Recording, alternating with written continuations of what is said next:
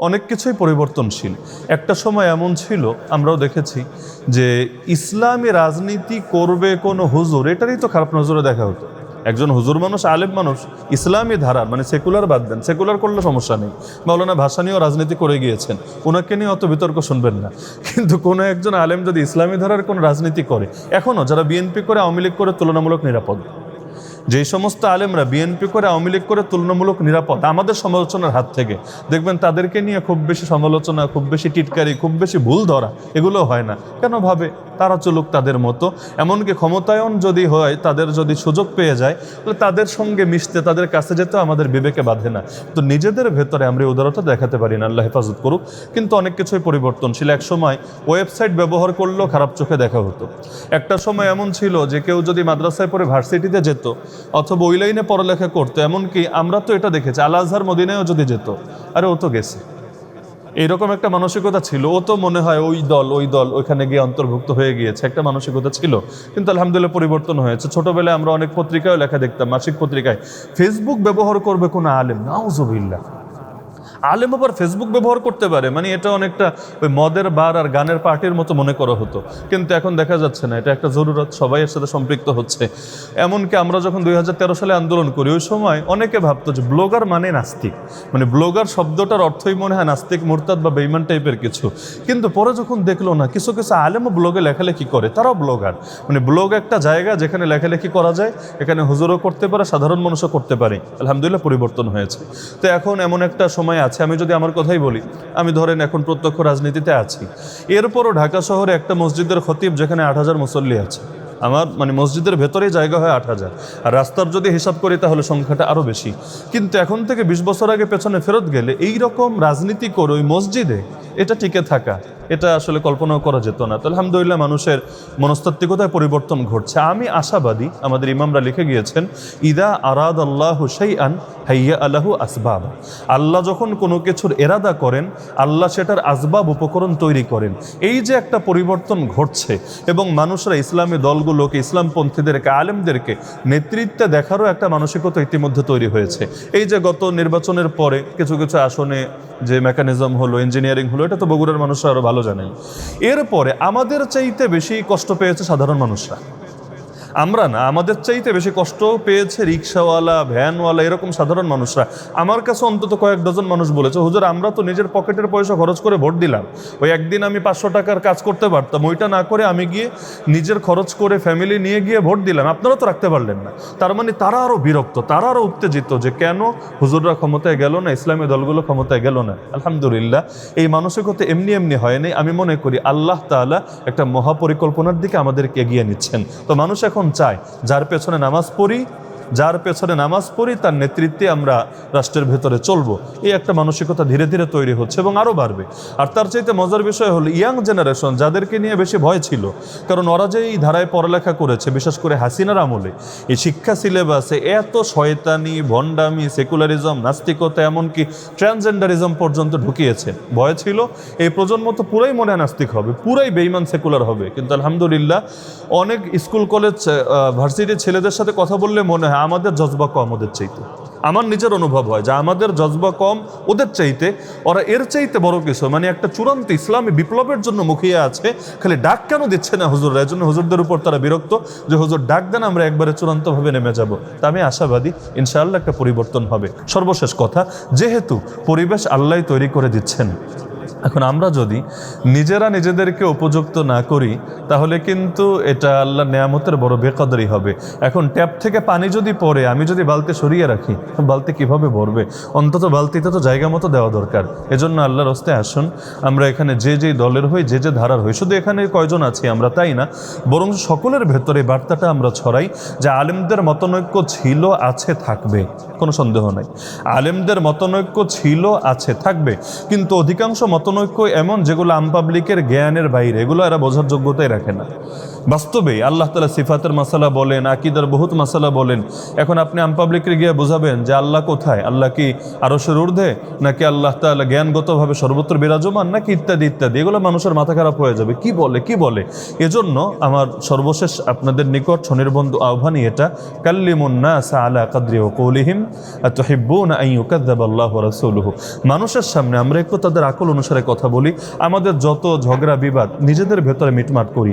এখন আমাদের ভেতরে যত আপত্তি, যত সমালোচনা থাকতেই পারে, একসাথে এভাবে যদি মাঝে মাঝে বসা যায় এবং বসে ইলমি আলোচনাগুলো যদি করা যায় যে আপনাদের এটা এমন কেন, ওটা এমন কেন, এভাবে আলোচনাগুলো নিজেদের ভেতর যদি করা যায়, এমনকি মারামারি করলেও দরজা জানলা লাগায় একদম হাতটাত দিয়ে যদি মারামারি করা যায়, আমার মনে হয় জাতির সামনে অন্তত ইজ্জত বাঁচবে এবং আগামী দিনে এরা যখন নেতৃত্বে যাবে জাতি আস্থা রাখবে। না হলে জাতি ভাববে এরা যদি ক্ষমতায় যায় এরা আর আমাদের কি দেবে, এরা তো নিজেরাই মারামারি করে মরবে।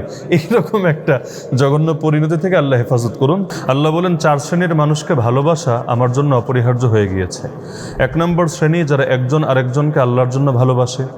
2 নম্বর শ্রেণী যারা একজন আরেকজনের কাছে যখন গিয়ে বসে একমাত্র আল্লাহর জন্যই বসে। 3 নম্বর যারা একজন আরেকজনের সঙ্গে জিয়ারত করে, দেখা করে, একমাত্র আল্লাহর জন্য করে।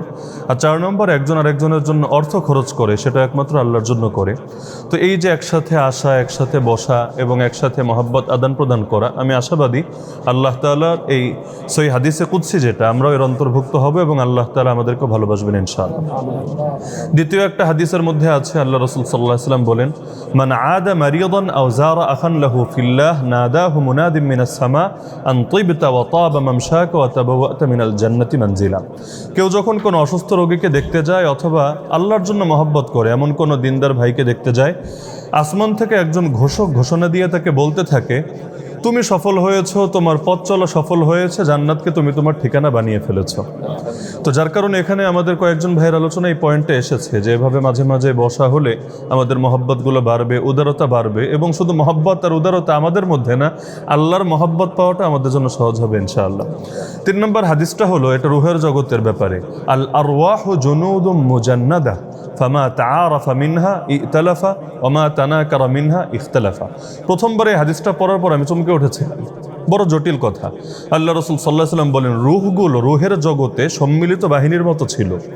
সেখানে যাদের ভেতরে পরিচয় ঘটেছে দুনিয়াতেও তাদের ভেতরে মহব্বত তৈরি হয়েছে। আর সেখানে একসাথে থাকার পরও, এই বাহিনীর মতো সবাই একসাথে থাকার পরও যাদের পরিচয় হয় নাই, দুনিয়াতেও তাদের মধ্যে বিরোধ, দ্বন্দ্ব, এগুলো সংঘর্ষ লেগেই থেকেছে। তার মানে দুনিয়ায় যত মহব্বত দেখি আর যত মারপিট দেখি, কাদা ছোড়াছড়ি দেখি, এগুলো মূলত সেই রুহের জগতে যা হয়েছে এটা জাস্ট একটা নতিজা, একটা থামারা, একটা ফল, এছাড়া আর কিছু না। তো এখন মুহাদ্দিসিনে কেরাম পেরেশান যে রুহের জগতে একসাথে থাকার পরও কারোর সাথে কারো পরিচয় হলো, আবার কারোর সাথে হলো না। যার সাথে হলো তার সাথে দুনিয়ায় মহব্বত, যার সাথে হয় নাই তার সাথে দুনিয়াতেও নফরত। কাহিনী কি? ওনারা এর ব্যাখ্যা করলেন যে মানুষকে যদিও দুনিয়াতে পরে পাঠানো হয়েছে, কিন্তু মানুষের ভেতরেই, আমরা একটা কথা ছোটবেলায় শিখতাম যে পাহাড় পরিবর্তন হয়ে যেতে পারে, কিন্তু মানুষের ভেতরের যে জিবিল্লাত বা তার যে নেচার, তার যে স্বভাব, এটা আসলে পরিবর্তন হয় না। তো এখন কার ভেতরে কি নেচার, এটা তো আল্লাহ শুরু থেকে গেঁথে দিয়েছেন। তো একসাথে থাকার পরও যাদের নেচারের মিল, আদর্শের মিল এবং বহুত ক্ষেত্রে মিল, সেখানেও পরিচয় হয়েছে, দুনিয়াতেও মহব্বত হয়েছে। আর একসাথে থাকার পরও যাদের নেচারের মিল নাই, আদর্শের মিল নাই, সেখানেও পরিচয় হয় নাই, দুনিয়াতেও মতবিরোধ হয়েছে। যাই হোক, এই 3টা হাদিস বলা এখানে মূল উদ্দেশ্য না আমার আলোচনায়। 4 নম্বর পয়েন্টে, আল উলামা ওয়ারাসাতুল আম্বিয়া, প্রসিদ্ধ রিওয়ায়াত, আলেমরা নবীদের ওয়ারিস। শাইখুল হাদিস আল্লামা আজিজুল হক রাহমাতুল্লাহি আলাইহি তিনি এই হাদিসটা আলোচনা করতে গিয়ে এই পয়েন্টটা তিনি ছাড়া আর কারো মুখে শোনা যায়নি। তিনি এটা ব্যাপকভাবে বলতেন যে আলেমরা তো এটাকে প্রচার করে জাস্ট ফজিলতের হাদিস হিসাবে, মর্যাদার হাদিস হিসাবে, শুনতে ভালোই লাগে যে আমি নবীর ওয়ারিস, কিন্তু তিনি বলতেন এটা শুধুমাত্র ফজিলতের হাদিস না, বরং যেমনিভাবে এটা ফজিলতের হাদিস, একইভাবে দায়িত্বেরও হাদিস। তার মানে নবীর দায়িত্ব ছিল যা যা, হ্যাঁ কিছু বিষয় আছে নবীর নবুয়তি শান খাস, এছাড়া নবীর দায়িত্ব ছিল যা যা, আলেম যারা হবে তাদের দায়িত্ব হবে তা তা। তাহলে নবীর দায়িত্ব কি ছিল? নবীর দায়িত্ব শুধুমাত্র ইলম কেন্দ্রিক না, শুধুমাত্র দাওয়াত কেন্দ্রিক না, শুধুমাত্র আত্মশুদ্ধি কেন্দ্রিক না, শুধুমাত্র জিহাদ কেন্দ্রিক না, শুধুমাত্র সিয়াসত কেন্দ্রিক না, বরং সবগুলো। কোন একটার সাথে খাস না, বরং সবগুলো। তাহলে নবীর উত্তরসূরি যে ওলামা হবে তাদের দায়িত্ব তো কোনো একটার সঙ্গে সীমাবদ্ধ হওয়া উচিত না। মসজিদে গেলে হবে মসজিদের ইমাম, রাষ্ট্রে গেলে হবে রাষ্ট্রের ইমাম, তারা পরিবারে ঢুকলে হবে পরিবারের সংস্কারক, তারা সমাজের মধ্যে আসলে রাষ্ট্রের মধ্যে গেলে হবে রাষ্ট্রের সংস্কারক।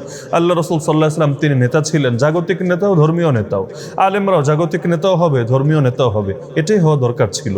এমনকি আল্লাহ রসুল সাল্লাহ ইসলামের পরশে এসে আউস এবং খাজরাজ, এই যে আনসারি সাহাবি যাদেরকে আমরা বলি, শত শত বছর যুদ্ধ মিটে গেল আল্লাহ রসুল সাল্লাহ ইসলামের পরশে এসে। এমনকি আল্লাহ বলেন, স্মরণ করো সেই সময়ের কথা যখন তোমরা দুশমন ছিলা, ফাআল্লাফা বাইনা কুলুবিকুম, আল্লাহ তোমাদের দিলের মধ্যে মহব্বত গেঁথে দিলেন, ফাআসবাহু বিনিয়ামাতিহি ইখওয়ানা, আসবাহতুম বিনিয়ামাতিহি ইখওয়ানা, আল্লাহর নিয়ামতে তোমরা ভাই হয়ে গেল। তো আল্লাহ রসুল বিরোধী জাতিগুলোকে ঐক্যবদ্ধ করে দিলেন, আর আমরা তো আলহামদুলিল্লাহ ঐক্যবদ্ধ জাতিকে আরো বিভক্ত করে ফেলি। যেমন যখন আমির মুআবিয়া এবং আলী রাদিয়াল্লাহু আনহুর মধ্যে যুদ্ধ হচ্ছে, যুদ্ধ চলাকালীন কথা, ওই সময় রোম সম্রাট চিঠি পাঠালো আমির মুআবিয়া রাদিয়াল্লাহু আনহুর কাছে। চিঠির মূল ভাষ্য সংক্ষেপে যদি আমি বলি যে, হে মুআবিয়া, আমি দেখতে পাচ্ছি তুমি সঠিক, তোমার প্রতিপক্ষ আলী ভুল এবং সে গলদ। তুমি যদি আমাকে অনুমতি দাও, আমি বিশাল বাহিনী পাঠাতে চাই তোমার সাহায্যে। তারা তোমার প্রতিপক্ষ আলীর কল্লা কেটে সেই কল্লা লুটিয়ে দেবে তোমার কদমের সামনে। এই দুনিয়ার যে কেউ শুনলে খুশিতে লাফাতো যে আমার প্রতিপক্ষ মানে ক্ষমতাসীন সরকারকে পতন ঘটিয়ে বিরোধী দলকে নিয়ে ক্ষমতায় বসাবে, খুশিতে লাফাতো।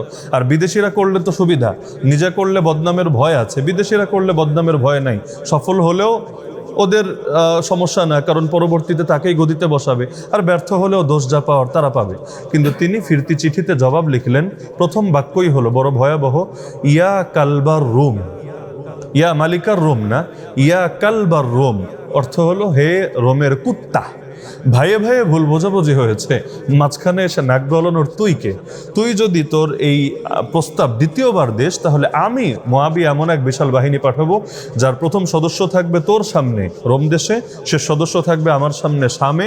তারা তোর কল্লা কেটে সেই কল্লা আমার সামনে না, বরং আলী রাদিয়াল্লাহু আনহুর সামনে লুটিয়ে দিবে। তাহলে দেখা যাচ্ছে যুদ্ধের মধ্যেও যাতে কাফেররা বা বিজাতীয় শত্রুরা বা ইসলামের প্রতিপক্ষরা চান্স নিতে না পারে, এ ব্যাপারে সতর্ক থেকেছেন। এজন্য দেখবেন ওনাদের মধ্যকার যুদ্ধেও কিন্তু দাসদাসী বানানো হয়নি, যারা যুদ্ধবন্দী হয়েছে দাসদাসী বানানো হয়নি, সম্পদকে গনিমত বানানো হয়নি। কেন? যেটা ভাইয়ে ভাইয়ে লড়াই, ভাইয়ে ভাইয়ে লড়াই এক ঘরের মধ্যেও হয়, কিন্তু তাই বলে অন্যদেরকে সুযোগ দেওয়া যাবে না, এবং এক ভাইয়ের সাথে আরেক ভাইয়ের আচরণ ওই কাফের মুশরিক নাস্তিক বেঈমানের মতো হবে না। আজকাল যেটা হয়, এই যে সাম্প্রদায়িক সম্প্রীতি বলতে একটা শব্দ শুনি, এই শব্দ দিয়ে অনেক সময় অন্য ধর্মের লোকদের ব্যাপারেও যতটুকু উদারতার আলোচনা করা হয়, দুঃখজনক ব্যাপার হলো আমরা নিজেদের ধর্মের ভেতরে অন্যদের বেলায় এতটুকু সম্প্রীতি, এতটুকু উদারতা আমরা দেখাতে পারি না। যাকে ভালোবাসি মাত্রাতিরিক্ত বাসি, যাকে ঘৃণা করি সীমা ছাড়া ঘৃণা করি। অথচ নাহজুল বালাগায় একটা বই আছে আলী রাদিয়াল্লাহু আনহুর দিকে মানসুব, এই বইয়ের মধ্যে আলী রাদিয়াল্লাহু আনহুর একটা উক্তি আছে, আমরা ওই ছাত্র জামানায় খুব আগ্রহ করে এটা মুখস্থ করেছিলাম।